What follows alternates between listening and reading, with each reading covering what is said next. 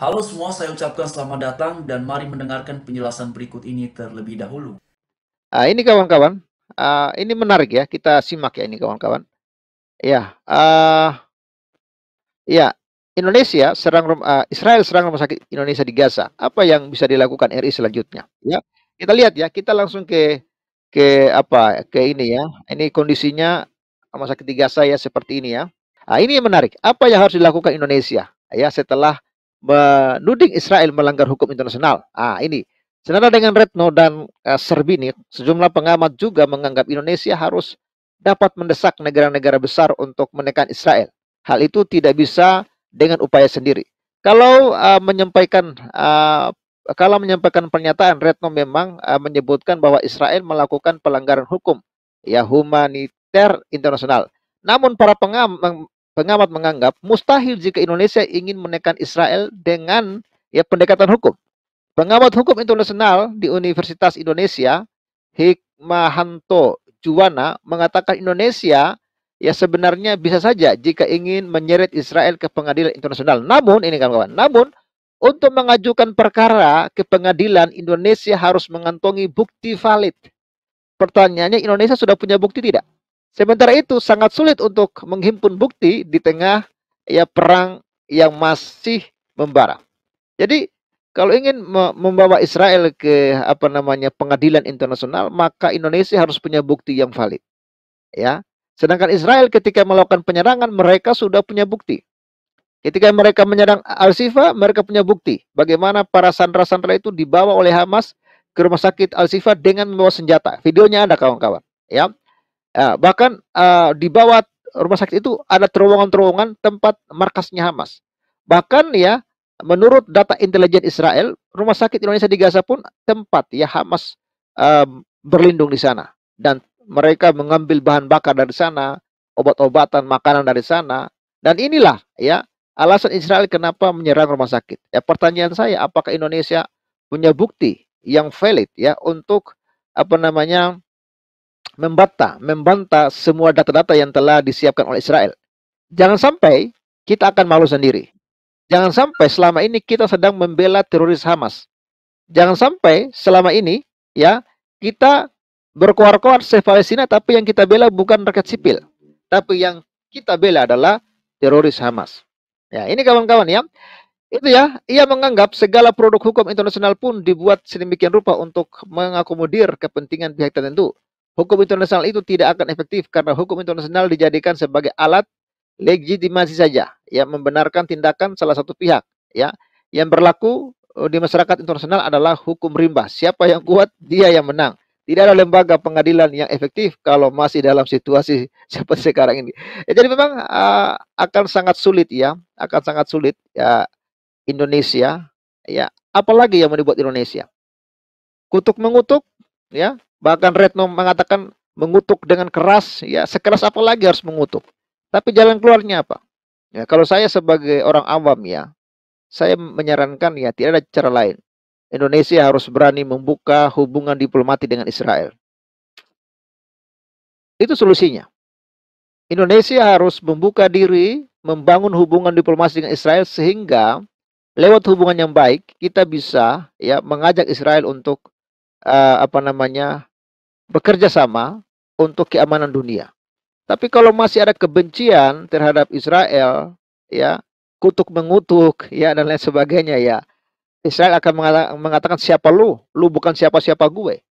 Ya, anda kawan-kawan, ya orang yang tidak anda kenal lalu anda kutuk-kutuk, ya bisa saja orang itu akan semakin marah dan menghajar anda karena tidak ada hubungan apa-apa. Tapi kalau anda punya teman baik, ya anda bersahabat dengan uh, ya punya sahabat baik lalu sahabatmu itu sedang dalam masalah atau sedang buat kesalahan, Anda bisa menegur dia secara dengan cara hubungan persahabatan itu. Tapi kalau kita nggak punya hubungan persahabatan, kita koar-koar, kutuk terus, kutuk terus, nggak akan ada solusi apa-apa. Anda mau bawa ke hukum internasional, Anda punya bukti nggak? Nah, jadi uh, tidak ada cara lain selain membangun perdamaian ya dengan membangun hubungan dengan seluruh negara di dunia ini dan disitulah akan terjadi perdamaian. Tapi kalau ya, yang satu masih membenci yang lain, tidak akan pernah ada perdamaian, ya. Kebencian itu saja, ya, sudah membuat tidak damai, apalagi sudah perang, ya, semakin kacau kawan-kawan. Jadi demikian kawan-kawan dan Bapak Ibu, sebagaimana sudah kita dengarkan bersama ya, satu penjelasan ataupun satu ulasan dari Mas Pavel, dan karenanya bagaimana menurut Bapak Ibu dan kawan-kawan semuanya. Dan satu hal yang memang kemudian tidak bisa dipungkiri bahwa apa yang sedang berlangsung antara Israel versus Hamas yang sudah memasuki 8 pekan ini kawan-kawannya Bapak Ibu semua, itu sudah memunculkan banyak opini, banyak reaksi, banyak tanggapan di ruang publik ya. Ada yang pro dan ada yang kontra, juga ada yang melihatnya secara netral, dan itulah situasinya Bapak Ibu semua ya. Dan karena itu mari kita lihat beberapa informasi terbaru mengenai apa yang sedang berlangsung di sana ya, dan beragam reaksi di tengah-tengah masyarakat. Dan di sini Bapak Ibu semua dikatakan yang mengenai Presiden Palestina respons soal gencatan senjata Israel Hamas ya. Nah ini Bapak Ibu ya, ini perlu ya kita bahas sama-sama di sini ya, karena begini ya, yang selama ini dan seolah-olah bahwa apa yang sedang berlangsung ini kan adalah Israel versus Palestina ya, oleh karena kan muncul slogan ataupun kemudian seruan untuk save Palestina segala macamnya. Bagi saya secara pribadi memang itu kembali ya kepada mereka yang menyuarakan, tetapi di sini Bapak Ibu semua justru dikatakan yang mengenai sikap ataupun tanggapan dari Presiden Palestina sendiri soal gencatan senjata Israel Hamas. Nah, Bapak Ibu semua, ini ada beberapa implikasi ya. Pertama, bahwa ini menegaskan ya, Presiden Palestina juga beberapa waktu yang lalu menegaskan bahwa serangan Hamas kepada Israel pada tanggal 7 Oktober itu tidaklah mewakili rakyat Palestina. Lalu kemudian beliau juga dalam uraian di sini ya dikatakan bahwa beliau ini punya sikap ya, punya sikap kawan-kawannya.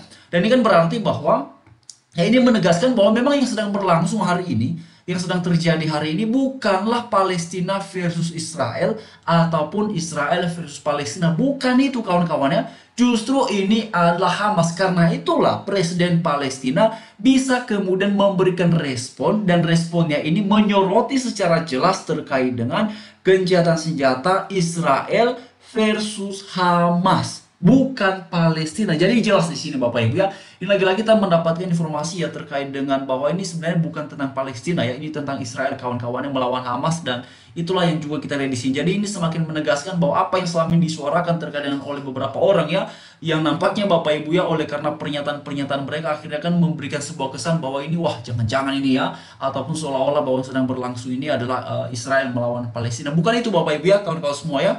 Lalu kemudian teman-teman kita lihat juga di sini yang dijelaskan mengenai Menko Polhukam ya.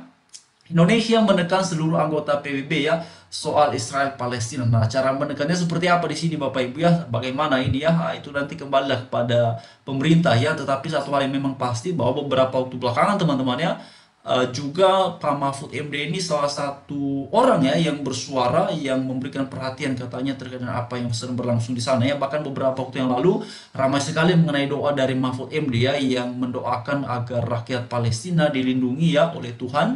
Lalu kemudian juga beliau dalam doanya menyampaikan agar Israel ini dibinasakan. Saya coba share dulu kawan-kawannya supaya kita sama-sama bisa melihatnya ya. Jadi ini dia teman-temannya, doa dari Mahfud MD ya, doa Mahfud ya. Mahfud MD ya, doa Mahfud MD, sebentar Bapak Ibu ya.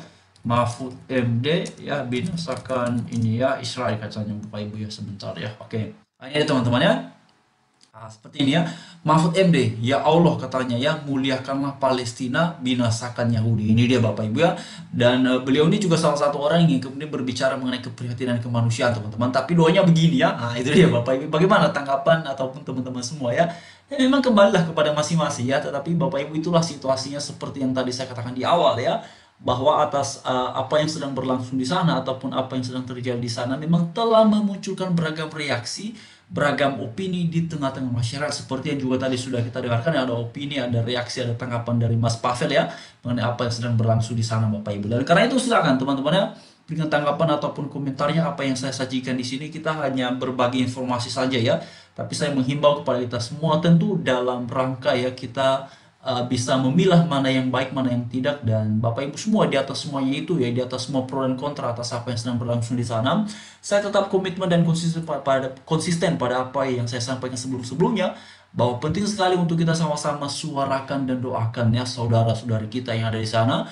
baik yang ada di Gaza teman-teman ya terutama maupun yang ada di Israel, karena sebenarnya yang paling kasihan Bapak Ibu ya, saya selalu mengingatkan dan menyampaikan ini adalah masyarakat biasa, warga biasa yang tidak terlibat, masyarakat biasa yang sebenarnya tidak menginginkan situasi seperti ini. Karena begini kawan-kawan ya, saya dengar beberapa hari yang lalu dari warga Israel yang menyampaikan bahwa atas apa yang sedang terjadi memang juga tidak bisa dipungkiri ya, beberapa usaha ya ataupun pengusaha yang ada di Israel juga ikut terdampak, terutama mengenai turis ya yang bergerak di bidang apa namanya wisata, kawan-kawan juga ikut berdampak dengan situasi yang seperti ini ya.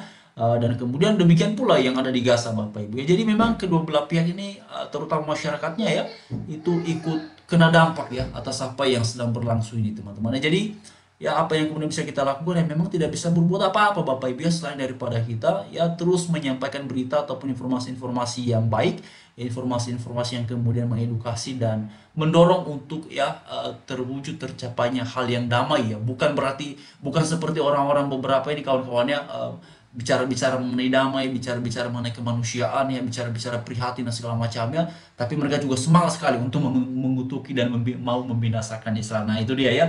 Tidak seperti itu ya teman-teman yang saya maksudkan pada sesi ini, tetapi ya alangkah baiknya kalau kemudian keprihatinan itu benar-benar diutarakan dalam konteks, dalam apa namanya porsi yang benar ya, dalam situasi yang tepat pula. Jadi Bapak Ibu semua, mari ya terus kita lihat perkembangan selanjutnya nanti seperti apa. Ya ini kan katanya juga sudah ada gencatan senjata Bapak Ibu ya, sudah dilakukan gencatan senjata. Apakah nantinya ya ini menjadi momentum atau pintu untuk kedua belah pihak bakalan berhenti saling serang, ataukah kembali akan berlanjut? Nah ini masih kita nantikan Bapak Ibu ya seperti apa selanjutnya. Karena memang kalau kita perhatikan beberapa waktu belakang sudah banyak pihak yang menyuarakan gencatan senjata ini, tapi baru kali ini ya pihak Israel menyetujui dan yang memediasinya Bapak Ibu itu dari Qatar ya, saya dengar tuh teman-teman ya dari Qatar Bapak Ibu. Jadi terima kasih teman-teman, salam sejahtera bagi kita semuanya dan mari terus harapkan semoga di sana segera situasinya kembali membaik.